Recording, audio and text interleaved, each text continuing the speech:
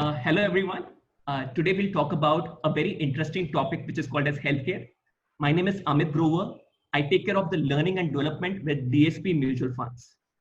आज सबके दिमाग में सबसे important sector actually health care है, दो रीजंस की वजह से. बिकॉज लास्ट 1 ईयर में देखा जाए सबसे बेस्ट रिटर्न्स कोई सेक्टर ने दिए हैं तो वो हेल्थ केयर है. और दूसरा, because of Covid, because of corona, we are also very worried about our personal health. In fact मेरा जो हेल्थ इंश्योरेंस था जो 6 महीने पहले 10 लाख रुपए का था, आज मैंने उसको बढ़ा के अपनी फैमिली फ्लोटर 25 लाख का कर दिया है. Technically, from a health perspective and from a return perspective, healthcare is something which we all of us are watching very closely. आज जो मैं आपसे बात करूंगा healthcare के बारे में, I'll give you a complete perspective. I'll give you an overview of Indian pharma companies basically करती क्या है, आज valuations क्या है उनकी, क्या invest करना चाहिए कि नहीं करना चाहिए, इस सेक्टर का advantages, disadvantages हम discuss करेंगे. इस सेक्टर में इन्वेस्ट कितना परसेंटेज करना चाहिए, because at the end of the day ये एक सेक्टोरल फंड है. तो ये हम सारे के सारे पॉइंट्स हम डिस्कस करेंगे और इसका फ्यूचर क्या लगता है इस सेक्टर, सब के बारे में हम डिस्कस करेंगे. सबसे पहले ओवरव्यू. ओवरव्यू बहुत इंटरेस्टिंग है. जो हम सब बात कर रहे हैं मेक इन इंडिया के बारे में, जहां पे हम चाहते हैं कंपनीज इंडिया में प्रोड्यूस करें और पूरे वर्ल्ड में एक्सपोर्ट करें. The best example for that actually is health care और pharma sector. This is one sector which takes care of Indian needs, जहाँ पे हमारी 138 करोड़ पॉपुलेशन है, उनकी रिक्वायरमेंट है, उसकी नीड्स का भी ख्याल रखती है. At the same time world में अप्रोक्सीमेटली 45 कंट्रीज में इंडिया की दवाइयां बाहर बिकती हैं, मेनली यूएस में बिकती हैं, but that's the way Indian exports have increased because of pharma. अब इंटरेस्टिंग पॉइंट है, हम कौन सी दवाइयां बेचते हैं और किस तरीके से बेचते हैं, इसको जानने की कोशिश करते हैं. दवाइयां दो टाइप की होती हैं. एक होती है पेटेंटेड ड्रग्स. पेटेंटेड का मतलब क्या होता है कि एक फार्मा कंपनी है, वो बहुत रिसर्च करती है, क्लिनिकल ट्रायल्स करती है और बहुत सारा R&D स्पेंड करने के बाद, एक्सपेरिमेंट करने के बाद एक ड्रग निकालती है एक प्रॉब्लम का, एक इलनेस का, और जब उसको एक अप्रूवल मिलता है तो उसको एक पेटेंट मिलता है. इन टर्म्स ऑफ उनको एक्सक्लूसिव राइट्स होते हैं, because since they have done all the hard work, all the research and development for building that medicine, उनको एक एक्सक्लूसिव टाइम मिलता है, मे बी 7 साल, 10 साल, 15 साल या 20 साल का एक पेटेंट मिलता है, जहां पे वो एक्सक्लूसिवली बेच सकते हैं. इंडियंस जनरली वो दवाइयां नहीं बनाते, उसमें रिसर्च नहीं करते, बिकॉज उसमें बहुत ज्यादा रिसर्च लगती है. बट जब ये पेटेंट खत्म हो जाता है, व्हेन द दवाई बिकम्स ऑफ पेटेंट, इसको बोलते हैं जेनरिक. जेनरिक का मतलब anyone can now produce this medicine. So Indians spend a lot of time, energy and R&D producing generic drugs. जब वो ऑफ पेटेंट हो जाती है, और जो हमारी जितनी भी फार्मास्यूटिकल कंपनीज हैं बेसिकली जेनरिक दवाइयां बनाती हैं. इनफैक्ट जेनरिक दवाइयों में इंडिया का वॉल्यूम इतना ज्यादा है, इंडिया वर्ल्ड में तीसरे नंबर पे आती है in terms of making generic दवाइयां. बट हम सब जानते हैं जेनरिक में वो प्रॉफिट नहीं मिलता जो पेटेंटेड ड्रग में मिलता है. अगर पेटेंटेड ड्रग अगर आप 100 रुपए में बेच सकते हो, तो जेनरिक दवाई आप जनरली 5, 10, 15 या 20 रुपए में मैक्सिमम बेच पाओगे, बिकॉज इसमें प्रॉफिट मार्जिन बहुत कम हो जाता है. और टेक्निकली सिंस प्रॉफिट मार्जिन कम हो जाता है, तो ये पूरा का पूरा खेल वॉल्यूम पे होता है. In terms of volume, India is rank number 3 in the entire world, but in terms of value in the entire world, Indian pharma is around 10th in rank. So that's the story about Indian health care and Indian pharma. इसमें challenges और advantages कहां पे आ जाते हैं? Basically advantages कुछ इस तरीके से हैं. वी ऑल नो कि सिंस ये एक्सपोर्ट ओरिएंटेड है, तो obviously the world is the market, आप जितना चाहो ग्रो हो सकते हो. Another advantage is that at the end of the day it's a very, medicine is a very essential thing.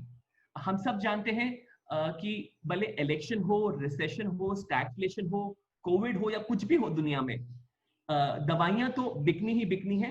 So that's the advantage of being into pharmaceutical. Indian pharmaceutical advantage ये है, domestic market को भी cater करता है और export को भी करता है. इसका फ्यूचर एक्चुअली ब्राइट है. गवर्नमेंट चाहती है कि अगले 4-5 सालों में, बाय 2024, हमारी जो फार्मा मार्केट जो है अराउंड 100 बिलियन तक पहुंच जाए. अगर सब कुछ सही होता है, honestly pharmaceutical can actually be the next IT for the country, जहां पे बहुत ग्रोथ दे सकती है और बहुत सारा इन टर्म्स ऑफ डेवलपमेंट दे सकती है हमारी कंट्री को। बट ये तो हो गए एडवांटेजेस के बारे में। डिसएडवांटेजेस क्या होते हैं इसके? डिसएडवांटेजेस ये है कि at the end of the day हम एक्चुअली जो R&D कर रहे हैं जेनरिक ड्रग में कर रहे हैं, जहां प्रॉफिट मार्जिन बहुत कम है। सो पूरा खेल वॉल्यूम्स का है। दूसरा प्रॉब्लम क्या आ जाता है, ये जो आप दवाइयां जो हम बेच रहे हैं बाहर एक्सपोर्ट जो कर रहे हैं, प्रीडोमिनेटली यूएस को जाती हैं। तो यूएस में यूएस FDA होता है जो हमारी कंपनियों को टेस्ट करता है कि हमारी क्वालिटी कंट्रोल्स अच्छी हैं कि नहीं है। और देखा गया है कि उनकी रेगुलेशन बहुत स्ट्रांग होते हैं, बहुत स्ट्रिंजेंट होते हैं। और कभी कभी जब उनके रेगुलेशन के हिसाब से हम क्वालिटी कंट्रोल नहीं कर पाते तो बेसिकली काफी बार हमारे प्लांट्स और कंपनीज को हॉल्ट कर दिया जाता है। तो US regulation plays a very very big role. Third is even Indian, so basically Indian government का focus is about health care. मतलब एक और प्रॉब्लम क्या है कि गवर्नमेंट चाहती है कि दवाइयां पूरी कंट्री में बिके, हेल्थ केयर अच्छा रहे, but at lowest possible cost.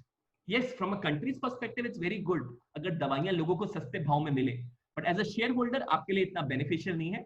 इसमें एक प्रॉब्लम ये आ जाती है गवर्नमेंट की रेगुलेशन कि आपकी प्राइसिंग पे कंट्रोल करे तो आपकी प्रॉफिटेबिलिटी सेक्टर की कम हो जाती है। एक इंटरेस्टिंग पॉइंट है एक रिस्क का, चाइना की तरफ से एक रिस्क है बिकॉज हमारा जो इंग्रेडिएंट्स लगते हैं वो दवाइयां बनाने में, जिसको API बोलते हैं, वो एक्चुअली चाइना से आता है काफी हद तक। तो एक रिस्क हो सकता है, but at the same time वो एक अपॉर्चुनिटी भी है। अपॉर्चुनिटी क्या है? गवर्नमेंट इज ट्राइंग दैट जो API जो चाइना से हम लेते हैं उनको इंसेंटिव दे रहे हैं उन कंपनीज को जो टेक्निकली इंडिया में API वो जो इंग्रेडिएंट होता है जो दवाइयां बनाने में रिक्वायर होता है उसको इंडिया में बनाए, तो टेक्निकली एक एडवांटेज दिया जा रहा है। अभी आते हैं रिटर्न्स के बारे में, अभी आते हैं वैल्यूएशन के बारे में, इन्वेस्ट करना चाहिए, कितना इन्वेस्ट करना चाहिए, उन चीजों के बारे में आते हैं। सबसे पहले यस, लास्ट एक साल में फार्मा सेक्टर ने बहुत बेहतरीन रिटर्न्स दिए। आपको मैं सिंपल नंबर्स में बताऊं तो लास्ट 1 ईयर में pharmaceutical give approximately 70% 1 year return, where vis-a-vis Nifty giving just 7%. So return देखा जाए तो almost 10 times pharmaceutical sector has given more returns than Nifty, and that's why it's in limelight. But the thing is, last 1 year के returns के basis पे आप attract मत हुइए pharma की तरफ। पूरी जर्नी समझना बहुत इंपॉर्टेंट है। अगर आप देखोगे हिस्ट्री फिर देखते हैं, बिकॉज इतिहास समझना बहुत इंपॉर्टेंट है। जब भी आप इतिहास समझोगे तो आपको रिस्क एंड रिटर्न अच्छी तरीके से समझ आएगा।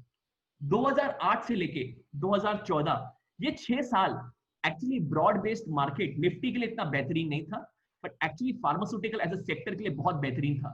सारे फार्मास्यूटिकल स्टॉक्स बहुत अच्छा कर रहे थे उस टाइम। वो साइकिल बहुत फेवरेबल था फार्मास्यूटिकल्स के लिए। उनके प्रॉफिट मार्जिन बहुत हाई थे, उनके रिटर्न ऑन इक्विटी बहुत हाई थे, और वो सेक्टर बहुत बेहतरीन कर रहा था 2014 मिड तक। बट उसकी वैल्यूएशन भी बहुत हाई हो गई थी।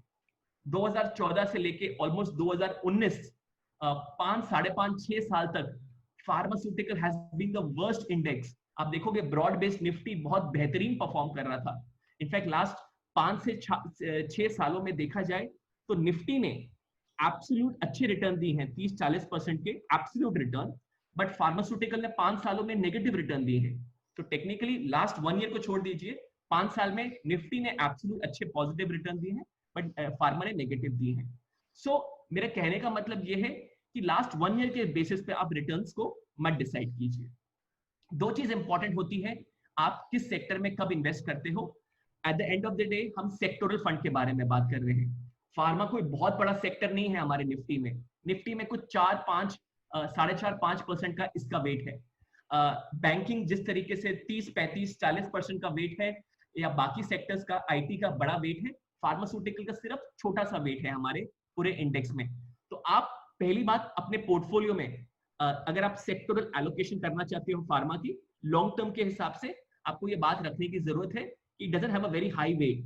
सो आप अपने पोर्टफोलियो में अगर सेक्टर वेट चाहते हो from a long term perspective में, तो आपका पोर्टफोलियो एलोकेशन भी कुछ अराउंड 5-10 मैक्सिमम 15% तक होना चाहिए, उसके बियॉन्ड नहीं होना चाहिए, because it's a sectoral bet.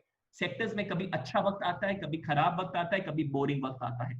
Sectors में आपका होराइजन एटलीस्ट 7 ईयर प्लस होना चाहिए। So now let me talk about DSP health care fund. So DSP health care fund is actually fund जो 3-4 सेगमेंट्स को देखता है। फर्स्ट देखता है फार्मास्यूटिकल कंपनीज को जो दवाइयां ड्रग्स बनाती हैं। दूसरा देखता है डायग्नोसिस। हम सब जानते हैं डायग्नोसिस एक सेगमेंट है जो बहुत बढ़ रहा है। At the same time hospitals, हम सब जानते हैं number of beds as per number of patients India में बहुत ज्यादा जरूरत है हॉस्पिटल्स की। टेस्टिंग एंड मेडिकल डिवाइसेस, अभी आप सब कहोगे कि बहुत सारी ऐसी कंपनीज हैं, बिकॉज इंडियन कंपनीज तो प्रीडोमिनेटली जेनरिक ड्रग्स बनाती हैं, पेटेंटेड ड्रग्स जो होते हैं वो इंडियन कंपनीज नहीं बनाती। तो इसमें किस तरीके से इन्वेस्ट किया जाए? डायग्नोसिस कंपनीज बहुत सारी हैं जो वर्ल्ड में इतनी बेहतरीन कंपनीज हैं, अनफॉर्चुनेटली इंडियन वो डायग्नोसिस कंपनी नहीं बनाती, तो उसमें कैसे इन्वेस्ट किया जाए? तो इसलिए DSP health care fund is a combination जहां पे 75% वो इन्वेस्ट करता है इंडियन कंपनीज में, and up to 25% this fund can invest into international markets, international healthcare ideas across the world, वहां पे वो इन्वेस्ट कर सकता है। जैसे डायग्नोसिस के बारे में बात किया मैंने, मेडिकल डिवाइसेस के बारे में बात किया मैंने, और टिपिकली वो कंपनीज जो पेटेंटेड ड्रग्स बनाती हैं। So it's a combination of Indian companies and small portion of the money up to 25% into global companies. That's how this fund is typically managed. This fund is right now currently positioned with stocks more towards mid cap and small cap stocks. The portfolio is more oriented towards that. DSP Healthcare Fund को approximately 2 साल पूरे हो गए हैं. इसके last 1 year return is approximately 87% return with the outperformance of 16% over its benchmark. मैं फिर repeat करूंगा, लास्ट 1 year रिटर्न्स के बेसिस पे मत इन्वेस्ट कीजिए। जो भी हमने डिस्कस किया about the risk reward journey, the overview and the story के हिसाब से इन्वेस्ट कीजिए। It's a sectoral fund. Sectoral funds में साइकिल्स होते हैं अप्स एंड डाउन्स के हिसाब से। तो अगर आप इस फंड में इन्वेस्ट कर रहे हो तो एटलीस्ट आपका होराइजन 7 years प्लस होना चाहिए। I hope you are able to understand the risk and reward and the benefits of this sector. Thank you and happy investing. Mutual fund investments are subject to market risks. Read all scheme related documents carefully.